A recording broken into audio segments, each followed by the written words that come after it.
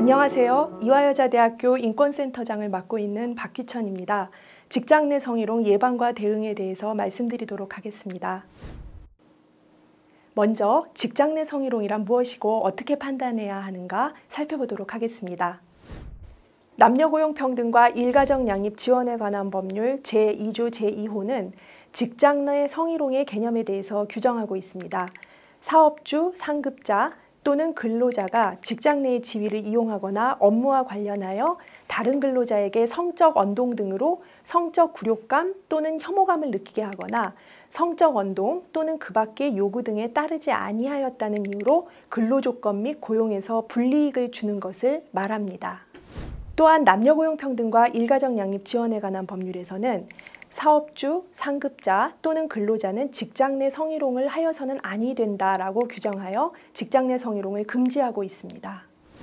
법은 직장 내 성희롱의 행위자가 될 수 있는 자와 피해자가 될 수 있는 자의 범위를 정하고 있습니다. 먼저 행위자가 될 수 있는 자는 사업주, 상급자 또는 근로자이고 피해자는 근로자입니다. 이 경우에 성희롱 행위자와 피해자의 성별은 중요하지 않습니다. 남성이든 여성이든 직장 내 성희롱의 행위자가 될 수도 있고 피해자도 될 수 있다는 뜻입니다. 먼저 업무 관련성이라는 것은 사업주, 상급자 또는 사용자가 직장 내의 지위를 이용하거나 업무와 관련하여 성희롱 행위를 했다는 점을 의미합니다. 성적 언동 중에는 먼저 육체적 성희롱 행위가 있습니다. 예를 들어서 업무를 하는 과정에서 직원을 격려한다는 핑계로 머리를 쓰다듬거나 엉덩이를 손으로 툭툭 치거나 또는 손금을 봐준다면서 손을 주무르는 행위는 육체적 성희롱 행위에 해당이 됩니다. 국가인권위원회는 손톱으로 손바닥을 긁는 행위도 성희롱 행위에 해당된다고 보았습니다. 왜냐하면 이는 성적 관계를 제의하는 은어적 표현이라고 하기 때문입니다. 다음으로 언어적 성희롱 행위에는 음란한 말을 하는 경우뿐만 아니라 타인의 외모를 평가하거나 성적으로 비유하는 말도 포함됩니다. 또한 누군가를 좋아한다, 사랑한다라고 하면서 상대방이 원하지 않는 부적절한 호감의 표시를 하는 경우도 성희롱이 될 수 있음을 유의해야 합니다. 예를 들어서 기혼 상급자가 미혼 하급 여직원에게 일방적으로 계속 좋아한다라는 문자를 보내고 여직원이 거부를 했음에도 불구하고 계속 사랑한다라고 말을 하는 것은 비록 행위자가 자신이 이성으로서 호감 표시를 한 것이라고 주장을 하더라도 성희롱에 해당될 수 있습니다. 시각적 성희롱의 대표적인 예는 자신의 신체 부위를 고의적으로 노출하거나 옆에 직장 동료가 있음에도 불구하고 음란한 동영상을 보는 경우 등입니다. 그 밖에 사회통념상 성적 굴욕감이나 혐오감을 느끼게 하는 것으로 인정되는 모든 행동은 성희롱 행위에 해당될 수 있습니다. 최근 국가인권위원회가 판단했었던 사건 중에는 사무실 업무용 컴퓨터에 설치된 메신저로 남자 직원들끼리 대화를 하던 중에 여직원들에 대해서 성적 비하 표현을 한 것이 성희롱에 해당된다라고 판단했었던 사건입니다. 해당 여직원이 가해자 중에 한 명인 상사의 지시로 그 컴퓨터를 보는 과정에서 자신들을 성적으로 비하하는 대화 내용을 보게 된 것입니다. 이에 대해 국가인권위원회는 가해자들이 대화의 유출 가능성을 인지하고 있었고 실제로 유출되어서 피해자들이 가해자들의 행위로 인해 성적 모욕감을 느꼈을 것이 인정된다고 판단했습니다. 성희롱 행위로 인한 피해는 성적 굴욕감 또는 혐오감을 느끼게 하는 것 혹은 근로조건 및 고용상 불이익을 주는 것입니다. 피해자가 성적 굴욕감 또는 혐오감을 느꼈는지 여부를 판단하기 위해서 대법원은 합리적 피해자의 관점에서 판단해야 한다고 하고 있습니다. 합리적 피해자의 관점이라는 것은 우리 사회 전체의 일반적이고 평균적인 사람이 아니라 피해자와 같은 처지에 있는 평균적인 사람의 입장에서 판단해야 한다라는 뜻입니다.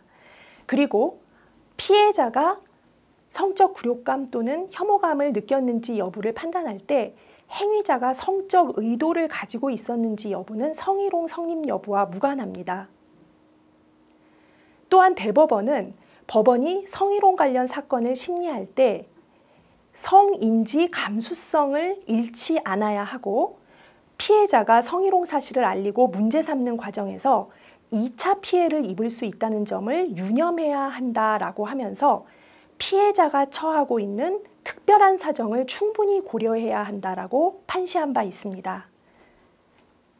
성인지 감수성이라는 것은 특정 개념이 특정 성에게 유리하거나 혹은 불리하지 않은지 검토하는 관심과 태도를 뜻합니다. 예를 들어서 성희롱 피해자의 평소 행실이나 옷차림을 비난하면서 성희롱 피해의 책임이 피해자에 있다고 하는 것이 가장 대표적으로 성인지 감수성이 결여된 경우라고 할 수 있습니다.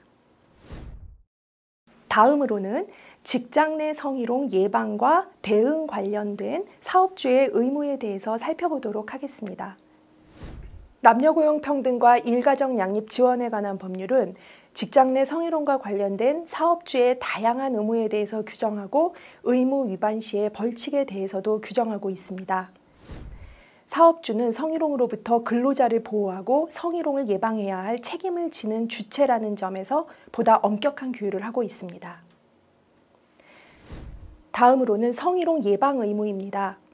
성희롱 예방 교육은 매년 1회 이상 사업주, 근로자 모두 받아야 하고 성희롱 예방 지침 내용은 근로자가 자유롭게 열람할 수 있는 장소에 항상 게시 또는 비치해야 합니다. 또한 성희롱 예방 지침을 마련하고 근로자가 자유롭게 열람할 수 있는 장소에 항상 게시 또는 비치해야 합니다. 다음으로는 성희롱 발생 시의 조치 의무입니다. 성희롱 사건을 접수하거나 혹은 성희롱 사건을 인지한 경우에는 지체 없이 조사를 해야 하고 성희롱 조사 기간 동안에는 피해 근로자 등에 대해서 근무 장소 변경이나 유급휴가 명령과 같은 적절한 조치를 취해야 하고 성희롱이 확인된 경우에도 피해 근로자 등이 요청하면 근무 장소의 변경이나 유급휴가 명령 등 적절한 조치를 해야 합니다.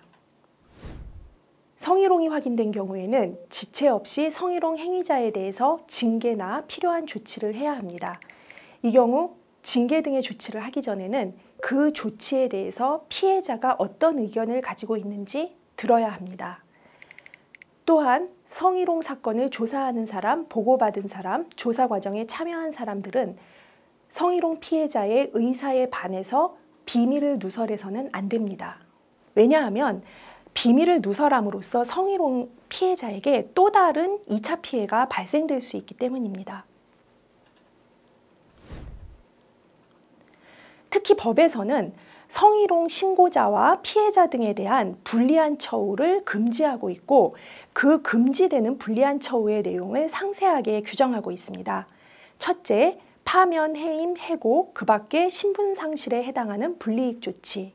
둘째, 징계, 정직, 감봉, 강등, 승진 제한 등 부당한 인사조치. 셋째, 직무를 미부여하거나 직무를 재배치하거나 그 밖에 본인의 의사에 반하는 인사조치. 넷째, 성과평가 또는 동료평가 등에서 차별이나 그에 따른 임금 또는 상여금 등의 차별지급. 다섯 번째, 직업능력 개발 및 향상을 위한 교육훈련 기회의 제한. 여섯 번째, 집단 따돌림, 폭행 또는 폭언 등 신체적, 정신적 손상을 가져오는 행위를 하거나 그 행위의 발생을 방치하는 행위. 그리고 마지막으로 그 밖에 신고를 한 근로자 및 피해 근로자 등의 의사에 반하는 불리한 처우를 금지하고 있습니다. 고객이나 제3자에 의한 성희롱을 당한 피해자가 사업주에게 고충의 해소를 요청할 경우에는 그 근로자에 대해서 배치 전환이나 유급휴가 명령과 같은 적절한 조치를 취해야 합니다. 또한 이러한 피해 근로자에 대해서 불리한 처우를 하는 것도 금지되고 있습니다. 다음으로는 직장 내 성희롱에 대한 주체별 대응에 대해서 살펴보도록 하겠습니다. 먼저 관리자의 대응에 대해서 살펴보도록 하겠습니다.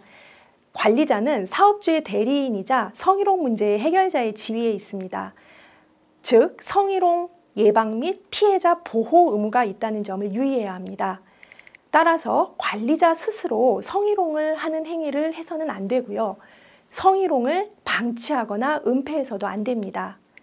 그리고 성희롱을 당했다고 피해를 호소하는 피해자가 있는 경우에는 피해자의 의견을 경청하고 피해자에게 공감하기 위해 노력하는 것이 필요합니다.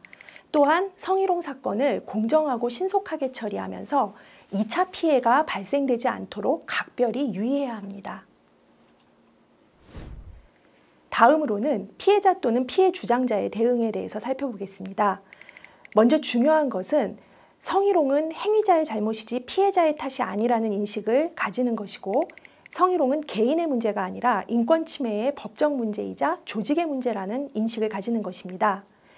평소에 상대방의 언행이 성희롱인지 여부가 불분명하더라도 이에 대해 불쾌감을 느낀다면 문제 제기를 하는 것이 좋습니다. 그리고 성희롱을 당하게 되면 단호하게 거부 의사를 표현하는 것이 바람직합니다. 그리고 성희롱 피해를 당한 경우에는 주변 지인이나 친구와 같은 비전문가의 도움을 받기보다는 전문기관의 상담을 받는 것이 좋습니다. 또한 성희롱 사건의 경우 증거 수집이 어려운 경우가 많은데, 성희롱을 당하게 되면 이를 날짜별 또는 행위별로 개인적으로 정리해 놓거나 행위자와 주고받은 문자 메시지, 이메일, 카톡 같은 것을 보관해 두고 추후에 이를 증거로 활용하는 것도 좋습니다. 평소에는 사내에 어떠한 고충처리 절차가 있는지, 그리고 취업규칙이나 그 밖에 규정이 있는지를 알아두는 것이 바람직하고, 또한 피해를 당했을 때에는 자신이 원하는 해결책을 회사에 정확하게 요구하는 것이 좋습니다. 또한 신고를 할 때에는 행위자의 행위를 구체적으로 진술하는 것이 중요합니다. 그 밖에 사내 해결을 통해서 해결이 어려운 경우에는 외부 기관, 예를 들어서 고용노동부, 노동위원회, 국가인권위원회, 검찰, 법원 등을 통한 구제 방식을 활용할 수도 있습니다. 누구라도 성희롱 행위자가 될 수 있습니다. 그렇기 때문에 성희롱 행위자가 되지 않기 위해서는 평소의 행동을 주의할 필요가 있습니다. 성희롱으로 의심될 만한 언행을 하지 않도록 하고, 항상 동료나 하급 직원들에게 예의를 지키고 존중하는 자세가 필요합니다. 그리고 음담패설이나 성적인 행동을 자제하고 타인의 사생활이나 외모에 대한 지나친 간섭을 하지 않도록 해야 합니다. 또한 상대방이 싫다는 거부 의사를 표시하는 행동에 대해서는 즉시 중단하는 것이 좋습니다. 성희롱이 발생된 경우에는 피해자의 동료 등 주변 제3자의 대응도 중요합니다.